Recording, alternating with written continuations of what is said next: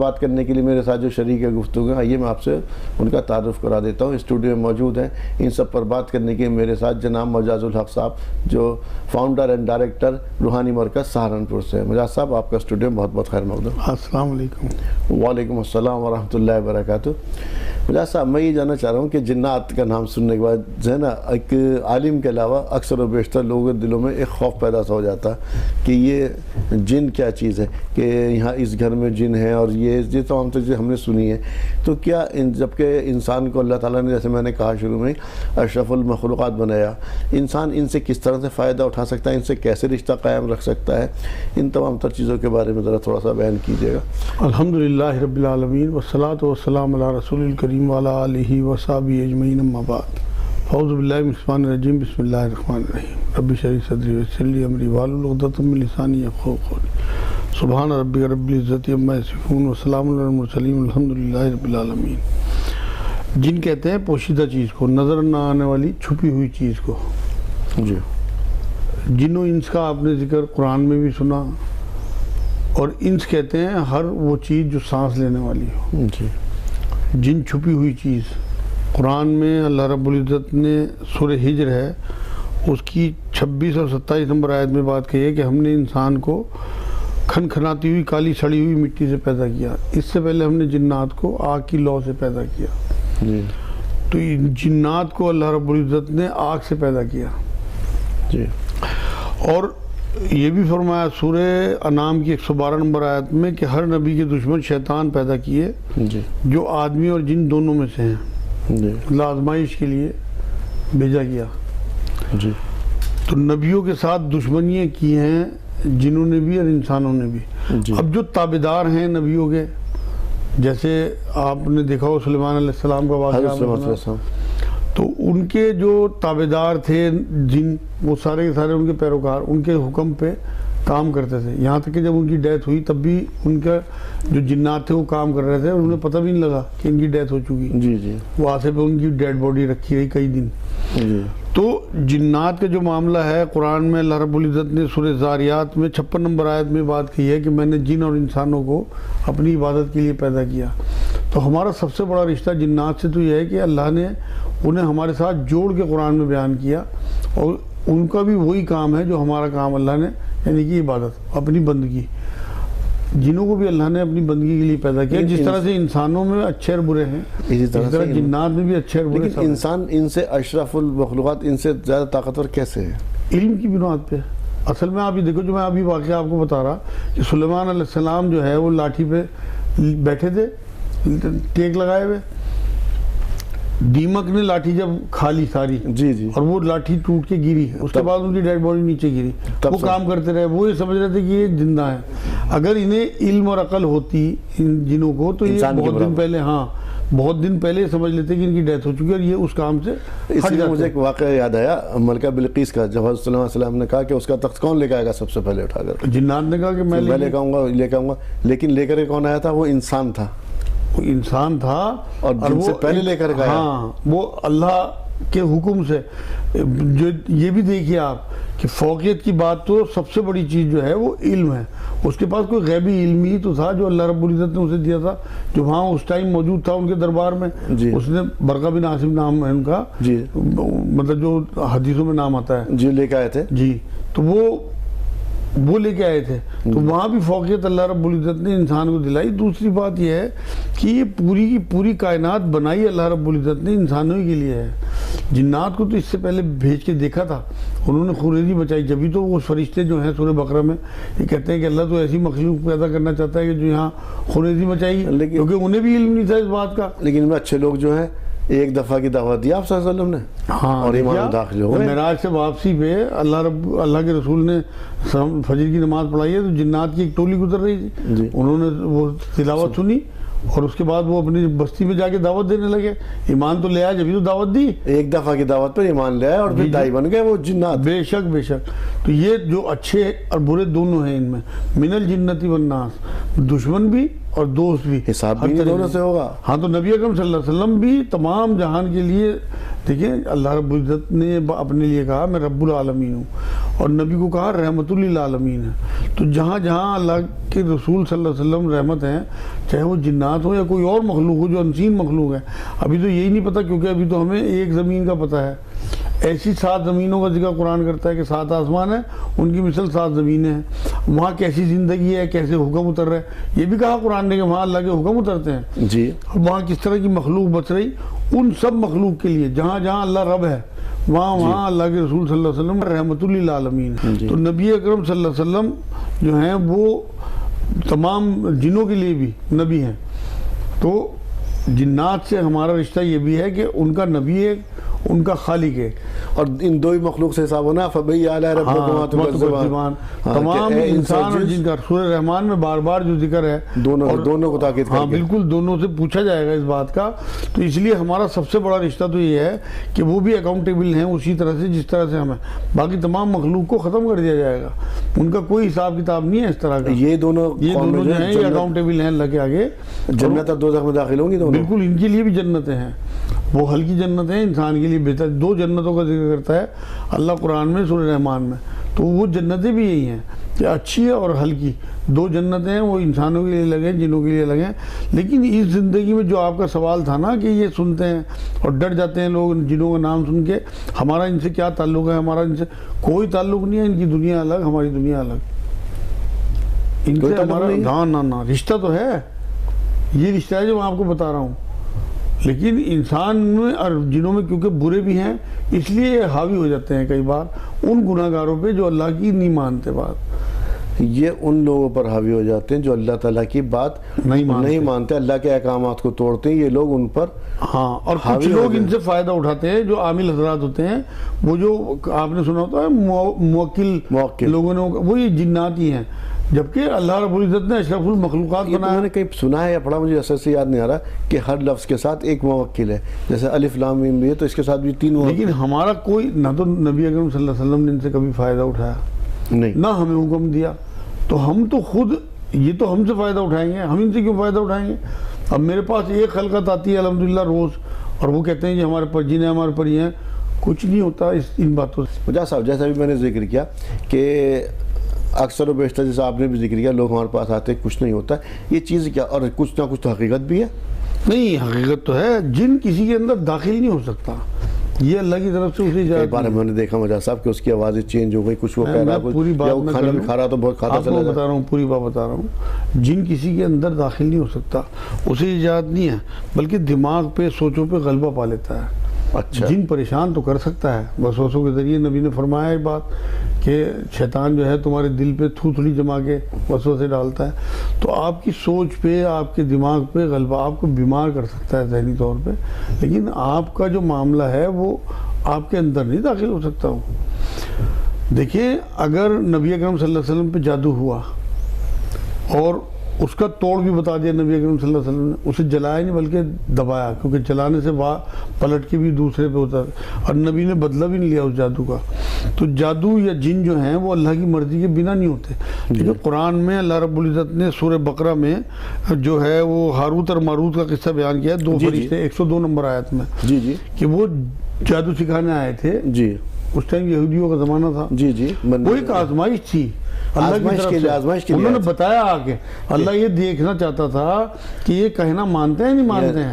اب آپ یہ دیکھیے، انہوں نے بتا دیا کہ جادو جو ہے وہ حرام ہے، ہم جادو صرف آزمائش کے لیے سکھانے آئے ہیں، اس کے بعد بھی انہوں نے سیکھا، بتا دیا کہ یہ جادو یہ نقصان تمہاری آزمائش کے لیے بھیجا گیا، ہاں، تب بھی انسانوں نے اس کے بعد بھی سیکھا اس ٹائم لوگوں نے۔ اس کا مطلب یہ ہے کہ سمجھ میں نہیں آئی بات، ورنہ ایک بھی نہ سیکھتا اگر اللہ والے ہوتے۔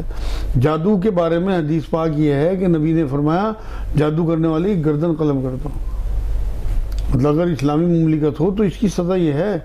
اور قرآن تو یہ کہتا ہے جادو اثر ہی نہیں کر سکتا جب تک اللہ نہ چاہے، نبی اکرم صلی اللہ علیہ وسلم پہ جو جادو ہوا ہے وہ بھی امت کے لیے، خیر کے لیے، وہ بتانے کے لیے نا کہ آپ کو اگر کچھ ایسی پریشانی لاحق ہو جائے تو کیسے امت کرے۔ اس ٹائم بھی حضور صلی اللہ علیہ وسلم کی جو سوچ پہ ہلکا سا اثر آیا تھا، خود نبی فرماتے تھے کہ ہلکا سا میں کبھی کوئی چیز جو ہے بھول جاتا ہوں، وہ بھی ایک وقت پیریڈ کے لیے، اور اس کے بعد پھر توڑ بتا دیا جو خود نبی اکرم صلی اللہ علیہ وسلم بتائے گا، جو آپ ابھی کہہ رہے تھے کہ ہم بتائیں گے کہ کیا کیا اس کے توڑ ہیں، تو اس میں 10 بار اعوذ باللہ من الشیطان الرجیم پڑھنے کی تلقین نبی اکرم صلی اللہ علیہ وسلم نے فرمائی کہ اٹھتے ہی اگر تم 10 بار اعوذ باللہ من الشیطان الرجیم پڑھو تو انشاءاللہ تعالیٰ تمہارے اوپر کسی قسم کا کوئی جن جادو اثر نہیں کرے گا۔ دوسرے موعظتین جو آپ آخر کی 2 صورتیں ہیں قرآن کی، انہیں اگر آپ اپنی سورہ بقرہ کی، سورہ بقرہ کی نہیں، اچھا کلام پاک کی آخری سورہ قل اعوذ بالفلق قل اعوذ بالناس، تو وہ موعظتین کہلاتی ہیں، تو وہ اگر آپ پڑھ کے دم کریں گے اپنے اوپر، اور ہر نماز کے بعد بھی پڑھ لیا کریں گے جو رسول پاک کا طریقہ ہے، تو اس سے بھی آپ ایک آیت الکرسی، یہ بھی بہت مفید چیز ہے، بہت مفید ہے جنات سے بچنے کے لیے۔ لیکن ان سب چیزوں کے لیے پہلے نماز کی تو پابندی کرنی پڑے گی۔ نماز تو اہم ترین چیز ہے، وہ تو ایمان کا حصہ ہے آپ کے۔ نماز کے بارے میں تو اللہ کے رسول نے فرمایا کہ نماز ایمان اور کفر میں فرق کرنے والی چیز ہے، تو اس کا مطلب یہ ہے کہ یہ بھی ہو سکتا ہے کہ بہت سارے لوگ جو نماز نہیں پڑھتے وہ کفر کی حالت میں مریں۔ قرآن میں اللہ رب العزت نے سورہ مزمل میں آیت پڑھیں آپ 42 سے 47 تک، جب وہاں تھوڑا سا مکالمہ ہے جنتی اور دوزخیوں کا، وہ پوچھیں کہ دوزخیوں تم دوزخ میں کیسے آ گئے، تو ان کا سب سے بڑا پہلا جواب یہی ہوگا کہ ہم نماز نہیں پڑھتے تھے، پھر اور آگے کہ ہم بحث مباحثے میں لگے رہتے تھے، ہم کھانا نہیں کھلاتے تھے، وہ اور چیزیں تھیں، مگر پہلا جو جواب تھا وہ نماز نہ پڑھنا تھا۔ تو نماز تو اہم ترین چیز ہے، تبھی یہ چیزیں کام بھی کرتی ہیں، کیونکہ یہ سب نفلی چیزیں ہیں، اور نفل جو ہے وہ نفع سے بنا۔ تو آپ جنات کے معاملے میں محتاط رہنا ہے آپ کو، کیونکہ شیطان کو چھوٹ دی ہوئی ہے، کہ شیطان بھی جنوں میں سے ہی ہے، شیطان جنوں سورہ کہف کی 50 نمبر آیا اور یہ اس کے اندر سے بھی اپنے دوست چیلے چپاٹے بالکل انسانوں میں سے بھی نکالتا ہے، اب جنوں میں سے بھی نکالتا ہے۔ اب فرعون میں جادوگروں کا قصہ اللہ رب العزت نے بیان کیا سورہ یونس کی 79 سے 81 نمبر آیت میں، کتنے سارے جادوگر اکٹھے ہو گئے تھے، لیکن کیونکہ اللہ کی مرضی نہیں تھی موسیٰ علیہ السلام کو کچھ بگاڑ سکے وہ نہیں۔ جادو جو ہے ایک نظر بندی ہے، اب انہوں نے جو رسی پھینکی تھی وہ سانپ لگ رہے تھے، سانپ تھے تو نہیں جی، تو وہ نظر بندی تھی جی، تو نظر بندی جادو جو ہے استدراج کہلاتا ہے۔ تو وہ جو چیزیں جو ہیں استدراج وہ چیزیں کہلاتی ہیں جو کچھ نظر آئے اور وہ ہو نہ رہا ہو، یہ وہی ہوا تھا، استدراج تھا وہ جو وہاں فرعون کے دربار میں اس ٹائم ہوا۔ تو لیکن وہاں چلتا جادو یا جن اللہ کے ہی حکم سے ہے، اگر اللہ کھڑا ہو سامنے 100 جادوگر کھڑے ہوئے ہوں، اب آ کے میرے پاس جو عورتیں یا مرد یہ کہتے ہیں کہ ہمارا رزق بندوا دیا، ہمارا کوک بندوا دی، ہمارے موت کا وہ فرمان 2 مہینے کا نکلوا دیا، ہمارے یہ سب شرکیہ باتیں ہیں۔ جن چیزوں کا کلیم اللہ قرآن میں کہتا ہے کہ بچے دینے والا میں، چاہے لڑکے دوں چاہے لڑکی دوں، چاہے دونوں دوں، چاہے بانج رکھوں۔ رزق روزی کے بارے میں اللہ نے کہا کسی کو زیادہ دوں کسی کو کم دوں، میرے ہاتھ میں۔ صحت کے بارے میں کہا تندرستی شفا دینا میرے ہاتھ میں۔ زندگی کے بارے میں کہا موت اور زندگی میرے ہاتھ میں۔ تو یہ جادوگر یا جن یا کس طرح سے اسے بدل دیں گے۔ اچھا کچھ چیزوں کے بارے میں یاد جاننا چاہ رہا ہوں کہ بچنے کے لیے، جیسے آپ صلی اللہ علیہ وسلم نے کچھ غذاؤں کا ذکر کیا ہے ان کی کہ یہ جناتوی غذائیں ہیں، سوراخ میں پیشاب نہ کرنا، یا شاید ہڈی کا ذکر کیا، تو وہ کون کون سی چیز جن سے اس میں بہت ساری چیزیں اس میں الگ الگ حدیثوں میں بتائی ہیں، تو اس میں ان کی پوری احتیاط کرنی چاہیے، جیسے ہڈی ہے، ہڈی کی غذا ہے جی، تو وہ ان کی غذا ہے۔ دوسری بات یہ ہے کہ یہ بدعمال لوگوں پہ آتے ہیں۔ سب سے بڑی بات یہ ہے کہ یہ سانپوں اور کتوں میں بھی رہتے ہیں، جو آپ صبح کو آپ اذان سنیں ہمیشہ آپ کو کتوں کی آوازیں آئیں گی، وہ نکل کے بھاگتے ہیں ان کے اندر سے، تو کتوں کو بھی تکلیف ہوتی ہے اس وقت جب بھی نکل کے بھاگیں گے سانپوں کی شکل میں۔ نبی اکرم صلی اللہ علیہ وسلم نے خود یہ بات فرمائی کہ سانپ یا کوئی ایسی مضر جانور دیکھو تو پہلے اسے ٹوک دو کہ بھائی ہم تمہیں مار دیں گے، کچھ اور تو نکل جاؤ۔ اس کی وہ جنات ہی ہوتے ہیں کہ وہ ان چیزوں میں اس طرح سے رہتے ہیں۔ تو جنات کا جو معاملہ ہے ہمارے سے ان کا جو ہماری زندگیوں میں دخل ہے، وہ برے جناتوں کا تو دخل ہے کہ وہ ہمیں پریشان کرنے کے لیے شیطانیت پھیلائیں، جیسے برے انسان ہماری زندگیوں میں پریشان کرنے کے لیے۔ یہ کیا چیز ہے اکثر کہ ان پہ سواری آ رہی ہے اور یہ بیٹھ گئے اور یہاں بیٹھ گئے، انہوں نے کچھ پڑھنا پڑھنا شروع کیا اور یہ دعا تعویذ اور یہ تمام تر چیزیں سب چلتی ہیں۔ یار ایک بات تو بتاؤ بھائی، اگر اس طرح سواری آیا کرتی تو نبی اکرم صلی اللہ علیہ وسلم پہ آتی سب سے پہلے، تو اس کے بعد صحابہ پہ آتی یا صحابیات پہ آتی۔ میں نے بہت سی عورتیں آتی ہیں میرے پاس کہ جی فلاں عورت پہ سواری آتی ہے اور وہ جو کہتی ہے وہ ہو جاتا ہے۔ سواری کسی بزرگ کی آتی ہے، یہ سنا میں نے ان لوگوں سے۔ کوئی نیک بزرگ کسی نامحرم عورت پہ آ جائے گا؟ اس کے لیے تو اس سے اچھا واقعہ جب آپ صلی اللہ علیہ وسلم کے بعد وہی آئی ہے، اور جب آپ صلی اللہ علیہ وسلم نے جب ہمارے خوف کے پہنچے حضرت خدیجہ رضی اللہ عنہا کے پاس، تو انہوں نے کہا کون تھا، کیا تھا، کس طرح کا، تو انہوں نے کہا نا، تو آپ صلی اللہ علیہ وسلم کو اپنی گود میں اپنی آنکھوں سے چھپا لیا انہوں نے. حضرت خدیجہ رضی اللہ عنہا بولے، انہوں نے کہا کہ دیکھو پھر آ گیا وہ، سمجھے. تو یہ میں ایک نیک اس کی بتا رہا ہوں. تو بولے کس کے کیا شکل ہے، بولے یہ شکل ہے. تو حضرت خدیجہ رضی اللہ عنہا نے اپنے بال کھول دیے. جب بال کھول دیے، صرف بال کھولنے پہ حضرت جبرائیل علیہ السلام ایک دم واپس ہو گئے. تو انہوں نے کہا کہ یہ کوئی اچھی فرشتے تھے، ہاں کوئی پاک روح ہے، پاک چیز ہے، کوئی چیز یہ ہے. اب وہ آپ کہہ رہے ہیں کسی عورت پہ سواری آ گئی کسی عورت پہ، اور وہ سب کے کام کر رہی ہے، وہ کوئی بزرگ آتے ہیں اس کے اوپر. آپ عقل سے سوچو، کوئی شیطان تو آ سکتا ہے، کوئی جن آ جائے. کیونکہ اگر تو نماز نہیں پڑھتی ہے اور تو بے پردگی کرتی ہے، تو اپنے میاں کی بے حرمتی کرتی ہے، تیرے اوپر سواری تو آئے گی. شیطان اس طرح کی چیزیں تجھے بتا سکتا ہے اس طرح کی، جس سے لوگوں کو ورغلائے. وہ تو اس ٹائم کا کام تھا. ورغلائے کیا، ایک سچ اگر کسی کے ذرا سا قریب آ جائے، اس کے ساتھ 100 جھوٹ ملا کے شیطان پیش کرتا ہے. دراصل ہم شارٹ کٹ تلاش کرتے ہیں. ہم اللہ کے پاس جا کر کے روزہ نماز میں اللہ سے تو مانگتے نہیں. ہم جب کہ فلانا بزرگ ہے جی اللہ والے ہیں اور اللہ والی ہے، اس کے پاس چلے جائیں اور وہ چٹکی بجائے اور ایک ہمیں لفظ بتائے پڑھنے کے لیے اور ہمارا کام ہو جائے. اور ہم اسی وجہ سے شارٹ کٹ اپنانے کے لیے ان جگہوں پہ جا کر کے کٹتے ہیں، اور پتہ نہ اللہ معاف کرے ان کے ساتھ کیا کیا سلوک ہو، کتنا پیسہ دے کر کے آتی ہیں. خاص طور سے اور بالکل ٹھیک کہہ رہے ہیں آپ. جادو کرنا اور کرانا دونوں حرام ہے. جی. دوسری بات یہ ہے کہ شیطان جو ہے، وہ جادو جو ہے نا، وہ ایک خوف کا نام ہے کہ دوسروں سے جلن، حسد، اور جو یہ خوف کہ ہم غریب نہ ہو جائیں، اس طرح کے سارے خوف جو ہے انسان کے دل میں پلتے ہیں. ناکام لوگوں کے زیادہ اس معاملے میں آتا ہے. کیونکہ جو کوئی مان لو ناکام ہو گیا کاروبار میں، صحت نہیں بن رہی یا اس کے بچے نہیں ہو رہے، تو وہ فوراً اس طرف اس کا دماغ جاتا ہے کہ کسی نے میرے پاس یہ سوچے گا کہ اب وہ جائے گا کسی عامل پہ. ہاں عامل پہ کیا جی، اس نے اور اس کے ذہن میں ڈال دیا، تیری بھابھی نے کچھ کرا دیا، تیری چاچی نے. میں ایک تو وہ پہلے سے پریشان. اتنے لوگ جانتا ہوں اچھا جب بھی کسی کے پاس جاؤ تمہارے پاس کچھ ہے. ارے بھائی کہاں سے اچھا خاصا آدمی کچھ ہے. ایک بات تو بتاؤ آپ، آسٹریلیا، انگلینڈ، امریکہ، سعودیہ، سب لوگ عیش کر رہے ہیں. حالانکہ وہاں ادھر والوں کے پاس تو ایمان بھی نہیں ہے، سعودیہ کے تو ایمان والے ہیں. کوئی جادو نہیں، کہیں وہ تعویذ گنڈوں میں نہیں پڑ رہے. اگر سعودیہ میں کوئی تعویذ گنڈے والے بیٹھ جائیں نا عامل، اس کی گردن اڑا دیتے ہیں. اور یہاں سارے کے سارے ایمان والے تعویذ گنڈوں والے. یہاں جیسے بھی آپ نے میں ذکر کر رہا تھا، تو جیسے آپ نے کہا نا کہ وہ شیطان تو ہو سکتا ہے. جیسے مجھے حضرت فاروق تعالیٰ عنہ کے دور کا ایک واقعہ یاد آ رہا کہ ان کے زمانے میں ایک جگہ یہ بات پھیل گئی، فنا پیڑ کے نیچے لوگ جا رہے ہیں اور وہاں پہ وہ شفا یاب ہو کر آ رہے ہیں، اور لوگ ہجوم در ہجوم جانے لگا. اور انسان تو ایک دم جہاں پہ اسے کو ملے ایک دم بہت تیزی کے ساتھ ہے نا، اس کے اندر ایک فطرت لگی ہوئی برائی تھا، بہت تیزی سے دوڑتا. یہ نہیں سوچتا اللہ کا حکم کیا اللہ سے مانگ لے. انہوں نے کہا اچھا حضرت فاروق تعالیٰ عنہ جو کہ انہیں بال بڑھ وہ خود گئے. اچھا ان کو دیکھ کر تو شیطان وہ مطلب ڈرتا تھا. آپ صلی اللہ علیہ وسلم کا فرمان ہے کہ شیطان بھی حضرت فاروق تعالیٰ عنہ سے جو ہے نا بچ کر کے چلتا، راستہ کاٹ کے چلتا. وہ جو گئے وہاں دیکھا اس پیڑ کے نیچے جا کے دیکھا تو شیطان بیٹھا. شیطان بھاگا وہاں سے دوڑ کتا ہوا اس پیڑ. تو آپ نے اس پیڑ کو کٹوا دیا تھا. جی کیونکہ وہ شرکیہ پہلو ہے. آپ کی توقع اگر کسی اور سے چیز سے جڑ گئی نا، چاہے وہ تعویذ کیوں نہ ہو، اس لیے کٹوایا تھا اسے، کیونکہ وہ توحید پرست آدمی تھے اور توحید ہی اصل میں ایمان ہے. آپ یہ دیکھیے اپنی ناکامیوں کو چھپا کے دوسروں پہ بلیم لگانا، یہ جادو ہے. اب آپ مان لو اپنی آپ نے محنت کری، آپ کی قسمت میں مال نہیں تھا، آپ نے کہہ دیا کہ میرا تو رزق بندوا دیا. اوپر سے آپ جس عامل پہ گئے اس نے بھی مہر لگا دی کہ کسی نے کچھ کرا رکھا تھا. اب وہ تو سوچے گا میں تو بالکل صحیح، میرے تو دماغ میں تھی یہ بات، اب تو انہوں نے پکی کر دی. اب وہ اسی میں صرف تسبیحات میں لگ جائے گا، عمل سے ہٹ گیا.